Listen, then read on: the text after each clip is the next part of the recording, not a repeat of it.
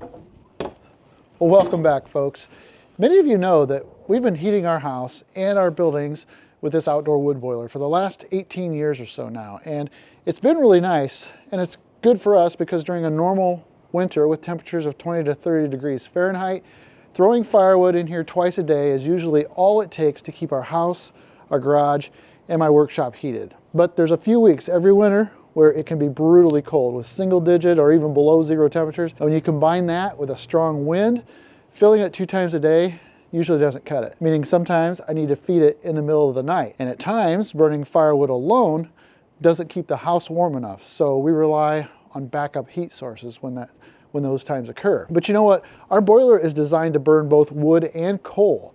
And for some reason though, over the last 18 years, I've never even tried burning coal. And recently I had a viewer type up a really nice long comment explaining to me that I should really try burning some coal and it might help me get me through those long polar vortex nights. Well, with some of those nights coming up in the forecast, I decided now is a good time to give it a try. I want to experiment with burning both coal and wood together and see if it'll be worth the cost and the effort to make it happen. Because if it helps keep the boiler up to temperature for a longer period of time, then that would be worth the cost to me. But first things first, I know nothing about burning coal other than what I've talked to about it with my dad and my father-in-law. So I'm going to jump on the old Google machine to try to learn a little bit more myself. And I think it would be really worth talking to an expert too if I could find one. Then hopefully we'll see how it works out and maybe I won't need to set an alarm for the middle of the night anymore. Fingers crossed anyway. Dig Drive DIY! So first of all, in order to even think about burning coal, you have to be sure that your stove or boiler is designed to do so, because most regular wood stoves are not. Fortunately, our boiler is able to burn coal because it has shaker grates in the bottom and an airflow source that comes from the bottom up through the ash pan. In order to be prepared to attempt this experiment, I need to be sure that my ash pan is clear and I've got good airflow through the bottom. So I wanted to do a fresh clean out. Once I have that ready, then we can talk about the different kinds of coal that are available to burn. You gotta be careful not to get it stuck in the grates though. I've done that before. Give it another shake.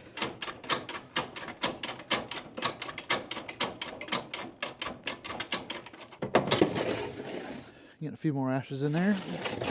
I can tell that there's some ashes gathered up in the back of the stove. They tend to accumulate back there in the back because you run the ash pan in and you can't get that back cleaned out. So I'm probably going to go ahead and try to see if I can get that cleaned out in the back. So these are cold ashes from a previous cleaning. And I usually put ashes in a steel wheelbarrow, put them inside the building so the wind can't blow any hot embers out of here. But now that these are cooled off, they've been in here for more than a week. I got two different wheelbarrows. These are a couple weeks old. I'm going to go ahead and empty these into the trash can.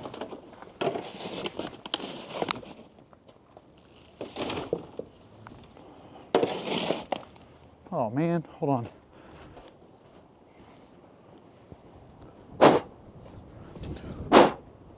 A little sugar in my coffee.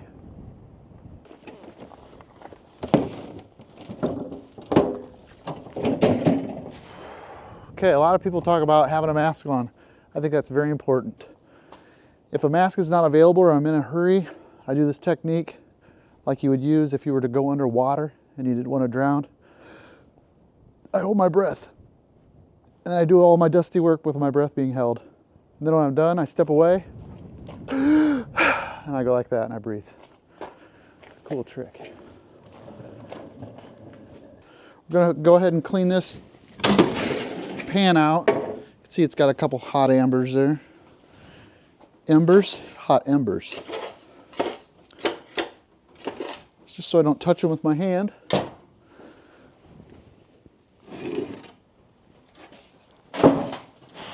Here we go. Here's this trick.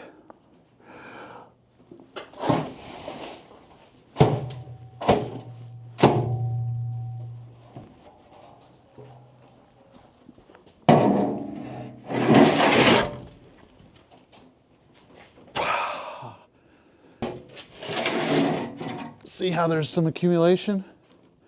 That's in the back, and I can't scoop it out of the back. Oh yeah, see that?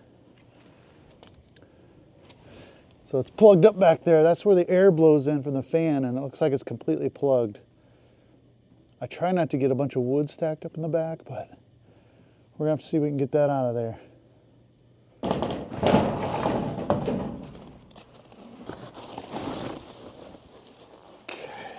All right, so these are the two fans, the two blower motors. We got air that blows across the top of the stove, and it's got a tube in there with holes drilled in it, and it blows down on the firebox.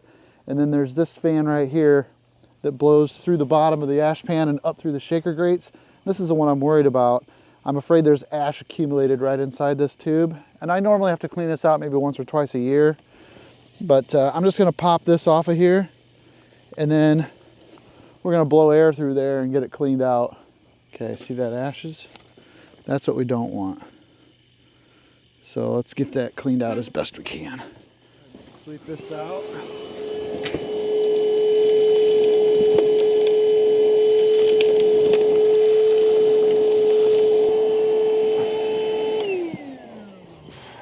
I'm gonna blow a little air in there for good measure.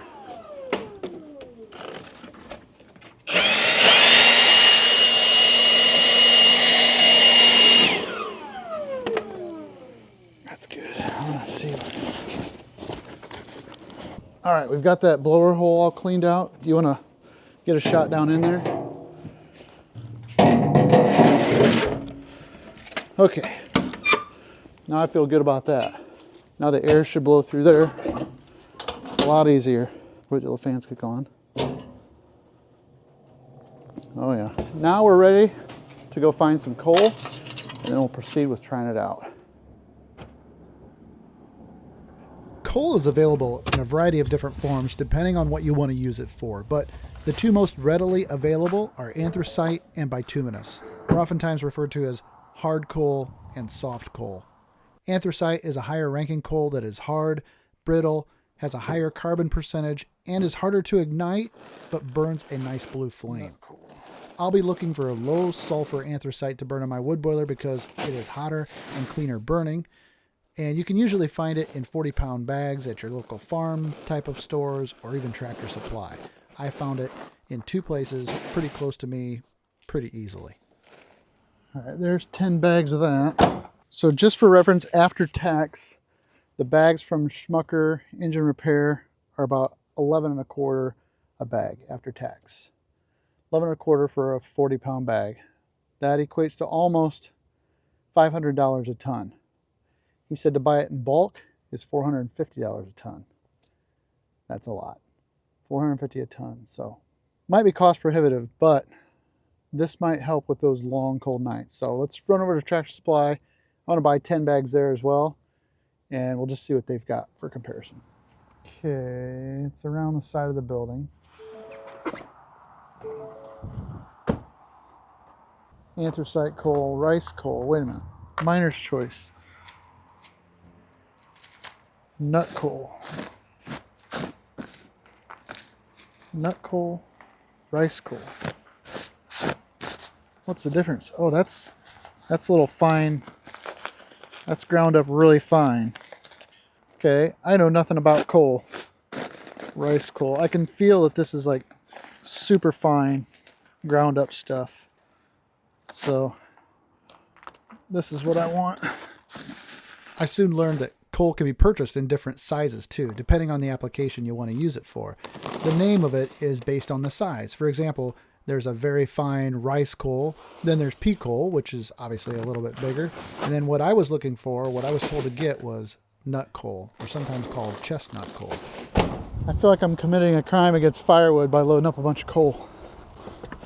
All right, well, for comparison, from Tractor Supply after tax, it was $12.83 a bag. 11 a quarter, $12.83. So Tractor Supply is more expensive. I don't know that it's any more convenient. They are open later hours. The Amish place is just 2 miles from here, so there's no distance convenience. We'll go get it home and try it out, I guess.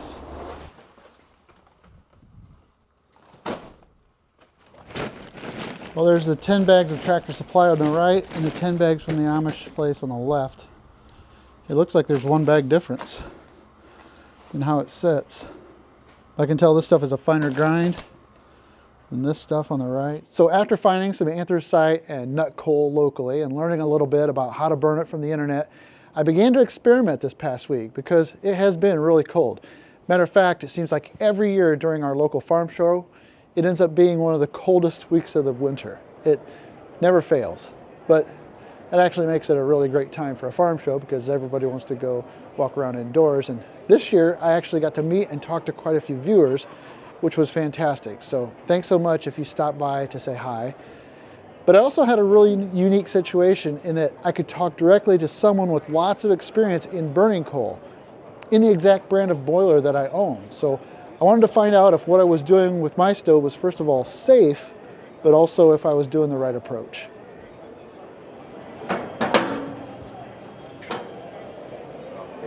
It's got a safety latch, so Oh, wow. 1, 2, so that when you open it, it doesn't blast you. Yeah. I That's just cool. seen you struggling. I wanted to Yeah. help you. Yeah. Can I help you? Or Can I ask you a few questions about?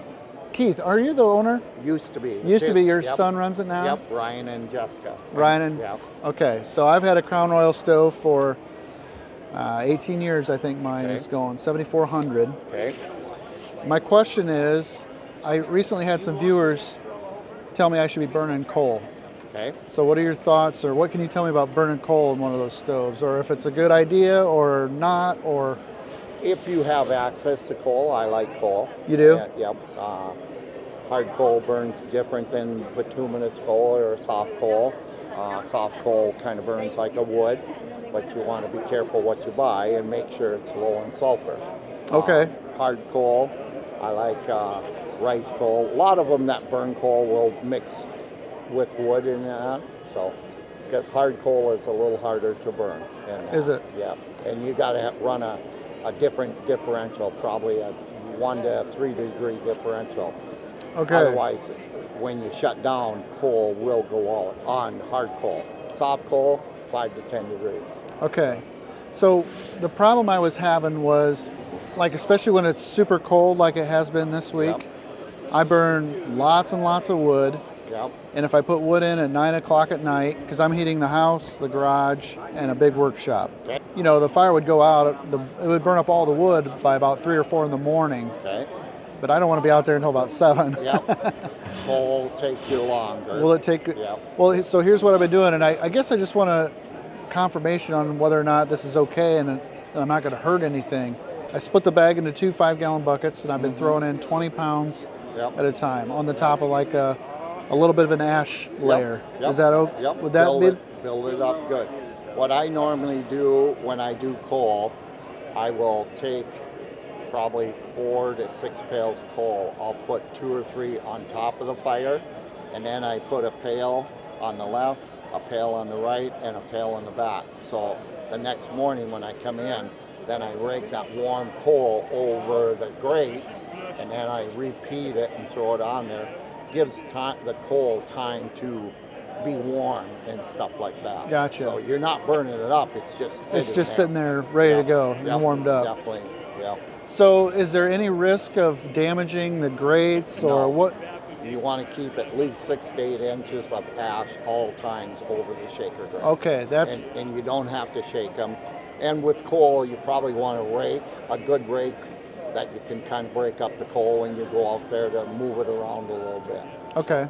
Yeah, Well, because I can't believe I've had this stove this long and never at least tried it. yeah, And to me, what I've seen in the last week or two of experimenting is that if I just throw that partial bag in there on the bottom and put wood on top, yeah, it's burning up the wood. yeah. But then by 7 in the morning, I still got a real super nice layer of hot Yeah. coals. And you got,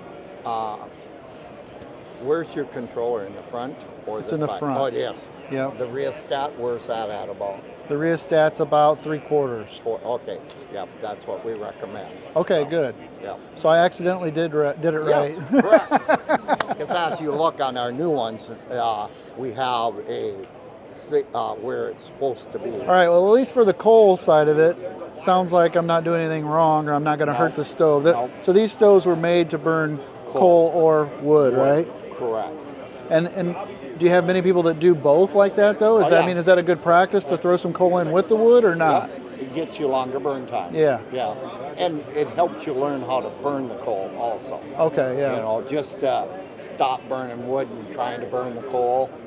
It takes a little bit to Yeah, I know bet. how to do it. So I've only been doing it for a week or two, but I just want to make sure that I wasn't going to get the sides hot. Like, is it bad if will the coal even burn if it's on the water jacket? No.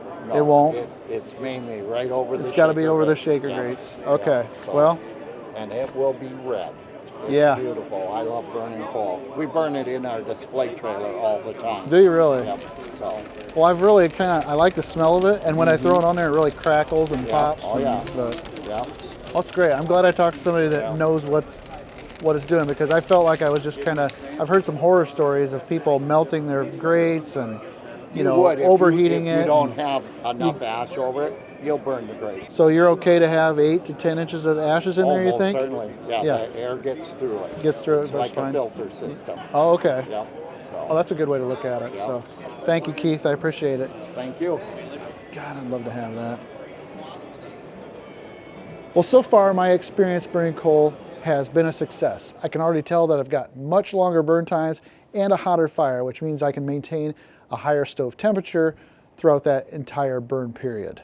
The downside is that the cost is a little higher than I would like it to be, especially buying it in the bags like I did, but next year I may try to find some bulk options that could potentially be a little bit cheaper, like either buying a couple scoops at a time or a whole pallet of bags. But for me, the positives so far outweigh the cost, because not only will this help me get through those long cold nights without getting out of bed, but it will be a nice alternative for anyone that we ask to tend to the stove if we're away on vacation or gone for an entire day, something like that. So yeah, drop a comment to tell me what you think, or if you have any experience burning coal. Is there something else you think I should try, or is there a cheap way for me to buy this stuff in bulk that you know of that I could take advantage of? What's the going price of a ton of anthracite nut coal near you? And I want to thank you for any of that feedback, or just for clicking on this video. I hope that you liked it, and if I'm lucky, I will see you in the next one. Hey, real quickly before you go, I just wanted to say again how much I enjoyed meeting a bunch of you at the Fort Wayne Farm Show. There was more folks than I had anticipated, and I had great conversations with Steve and Jared and Jim and Brent and Bill and Wyatt. I'm going to forget a lot of you, obviously, and I'm sorry for that, but it meant a lot to me for you to come up and say something. But I wanted to give a special thanks to Dan. Dan made a hand-painted rock. And this is he's part of a Fort Wayne Rock Club where they leave rocks around for people to find and discover, and then they can log them on their Facebook page. But thanks so much, Dan. That was really nice of you to bring me this, and I'll have a place for it in my desk to hold down any important papers. So thanks for that, and hopefully I'll meet more of you in the future. Until then, if I'm lucky, I'll see you in the next one. I think I already said that though. Oh, don't look over here.